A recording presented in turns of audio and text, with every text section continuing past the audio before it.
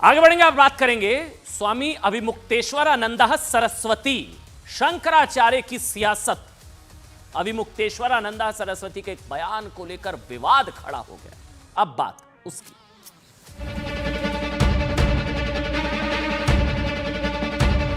जो विश्वासघात करे वो हिंदू नहीं हो सकता है। जो विश्वासघात सह ले वो तो हिंदू होगा, क्योंकि उसके साथ विश्वासघात हुआ है। तो जिन लोगों ने विश्वासघात किया वो कैसे हिंदू हो सकते हैं? उद्धव ठाकरे जी हैं, इनके साथ विश्वासघात हुआ है और इसी बात की पीड़ा बहुत सारे लोगों के मन में है। मुझे पूरा भरोसा है कि पूज्यपाद शंकराचार्य जी इस पर जरूर प्रकाश डालेंगे कि राष्ट्र बड़ा है या राजनीति, सनातन बड़ा है या सियासत।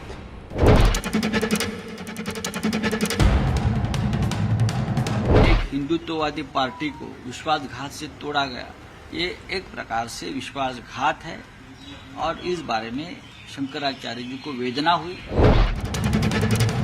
अगर कोई पार्टी तोड़ता है तो वो हिंदू कैसे हो सकता है?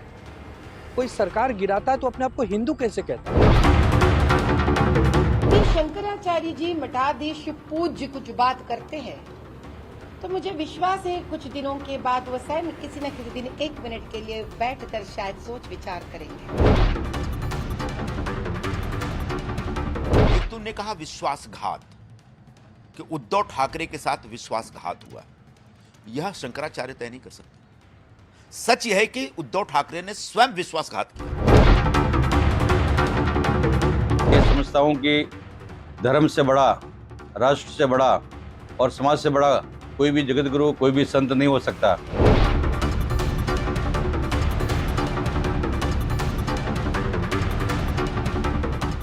देखिए, खबर को समझिएगा। उत्तराखंड के जोशीमठ स्थित ज्योतिर्मठ पीठ के पीठाधीश्वर शंकराचार्य स्वामी अविमुक्तेश्वरानंद सरस्वती ने बताया कौन हिंदू कौन हिंदू नहीं, जिसके बाद उन पर सियासी बयानबाजी के आरोप लग रहे हैं।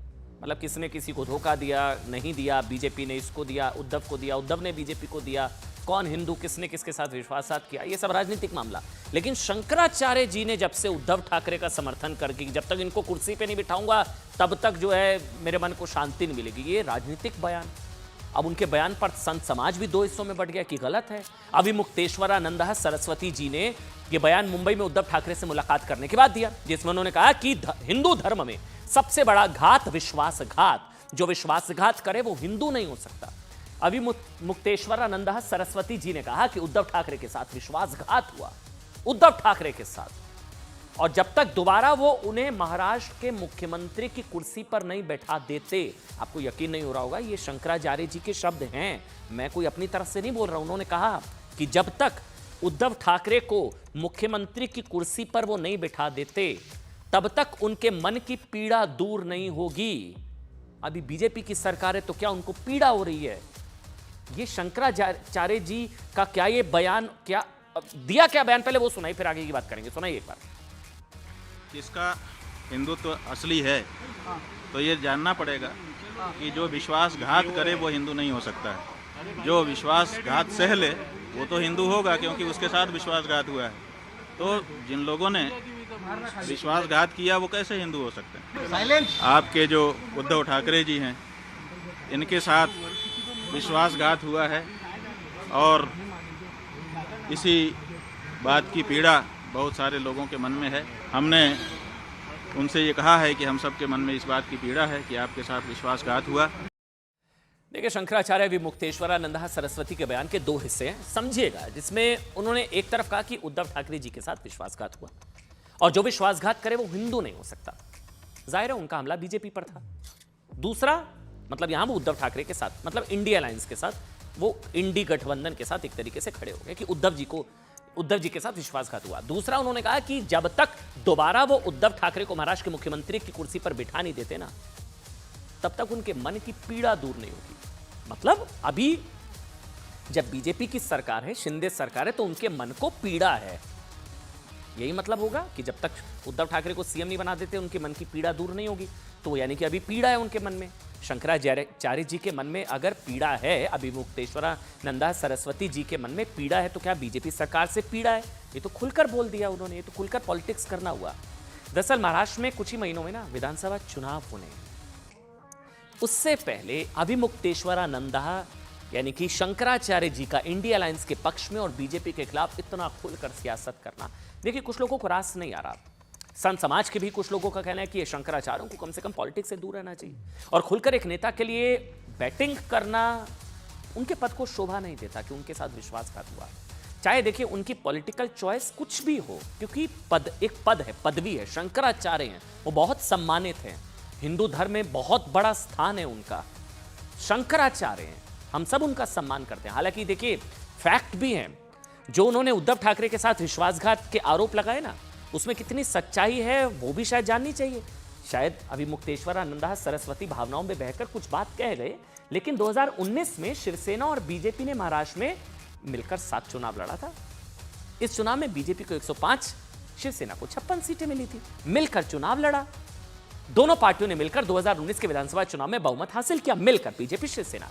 लेकिन बीजेपी को सबसे अधिक सीटें मिलने के बाद भी महाराष्ट्र में उसकी सरकार नहीं बनी। क्यों जानते हैं? वजह थी उद्धव ठाकरे ने महाराष्ट्र के मुख्यमंत्री बनने के लिए अपनी निजी महत्वाकांक्षा की वजह से हिंदुत्व की विचारधारा को छोड़ दिया, ऐसा आरोप लगे, बीजेपी को छोड़ दिया, उन पार्टियों के साथ जाकर गठबंधन कर लिया जिनके खिलाफ वो चुनाव लड़े। क्या यह उद्धव ठाकरे का विश्वासघात नहीं था? क्योंकि मूल जनादेश के विपरीत जाकर एनसीपी के साथ सरकार बना लेना, मूल जनादेश के खिलाफ जाकर, फिर क्या यह विश्वासघात की श्रेणी में नहीं आता? आता है, नहीं आता, लेकिन पॉलिटिकल बयानबाजी है। बड़ी बात यह कि कांग्रेस और एनसीपी से गठबंधन करते वक्त उद्धव ठाकरे ने यह भी नहीं सोचा कि महाराष्ट्र की जनता ने उन्हें बीजेपी के साथ और इन पार्टियों के खिलाफ जनादेश दिया था, लेकिन उन्होंने उन्हीं पार्टियों के साथ गठबंधन कर लिया। ठीक है भैया, पॉलिटिक्स में हर कोई कहीं भी कर सकता है, कोई दिक्कत नहीं है, लेकिन विश्वासघात तो फिर उद्धव ठाकरे ने भी किया, जनादेश के साथ किया, महाराष्ट्र की जनता के साथ किया। उन्होंने अपने पिता बाला साहब ठाकरे की विरासत और विचारधारा के बारे में बीजेपी ऐसा आरोप लगाती कि बिल्कुल नहीं सोचा, जिसकी पूरी जिंदगी कांग्रेस के खिलाफ सियासत में बीती थी। बाद में जब उद्धव ठाकरे के इस फैसले से नाराज शिवसेना विधायकों ने उनके खिलाफ विद्रोह कर दिया, वो बीजेपी के साथ गठबंधन में शामिल हो गए, तो क्या इसे विश्वासघात कहा जा सकता है? ये फैक्चुअल थोड़ा सा बताना जरूर। वैसे आपको बता दें, शिवसेना नेता संजय निरुपम का कहना है कि यह कोई विश्वासघात नहीं था, ये पॉलिटिकल मूव्स थे। बिल्कुल सही बात है, जिसके बारे में शंकराचार्य तय नहीं कर सकते भाई, महाराष्ट्र की जनता तय करेगी। उन्होंने कहा कि शंकराचार्य का पद हिंदुओं के लिए एक श्रद्धा का पद होता है। सुनिए। ठाकरे के साथ विश्वासघात हुआ, यह शंकराचार्य तय नहीं कर सकते। सच यह है कि उद्धव ठाकरे ने स्वयं विश्वासघात किया। 2019 में शिवसेना और भारतीय जनता पार्टी ने शिवसेना प्रमुख बाला साहब ठाकरे की जो हिंदुत्व की विचारधारा थी, उस विचारधारा के आधार पर मिलकर चुनाव लड़ा था। जो फैसला आया वो सामने। जिन्होंने छत्रपति शिवाजी महाराज की विचारधारा के साथ विश्वासघात किया है, उस पर क्या कहा जाएगा? जिन्होंने सनातन की और हिंदुत्व की विचारधारा के साथ विश्वासघात किया है, उस पर क्या कहा जाएगा? जिन्होंने वीर सावरकर की विचारधारा के साथ विश्वासघात किया है, उस पर क्या कहा जाएगा? तो शंकराचार्य जी को इस पर प्रकाश डालना चाहिए। मैं ये समझता हूं कि धर्म से बड़ा, राष्ट्र से बड़ा और समाज से बड़ा कोई भी जगत गुरु, कोई भी संत नहीं हो सकता। देखिए, जो विश्वासघात करे वो हिंदू नहीं हो सकता। शंकराचार्य स्वामी अभिमुक्तेश्वरानंदा सरस्वती जी का यह बयान दरअसल आज तेलंगाना में बीआरएस के 10 विधायकों के कांग्रेस में जाने को लेकर भी सोशल मीडिया पर जबरदस्त वायरल हुआ है। वहां किसने किसके साथ विश्वासघात किया? लोग पूछे कि उन्होंने कहा कि उद्धव ठाकरे के साथ विश्वासघात हुआ, तो तेलंगाना में केसीआर के साथ जो हुआ वो विश्वासघात है या नहीं? और अगर है तो कांग्रेस ने क्या ये विश्वासघात किया? और अगर किया तो जो विश्वासघात करे वो हिंदू नहीं, तो क्या कांग्रेस हिंदू नहीं? क्या ये कह रहे हैं अभिमुक्तेश्वरानंदा सरस्वती जी?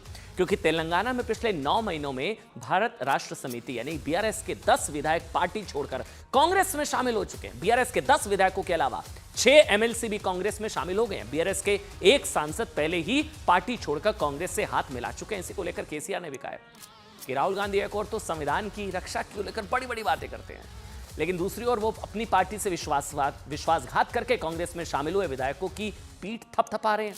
सवाल ये भी कि जब विपक्ष के विधायक बीजेपी में शामिल होते हैं तो विपक्ष इसे संविधान की हत्या, लोकतंत्र की हत्या, ऑपरेशन लोटस, पता नहीं क्या क्या नाम जोर जोर से दिए जाते हैं, है ना, ऑपरेशन लोटस।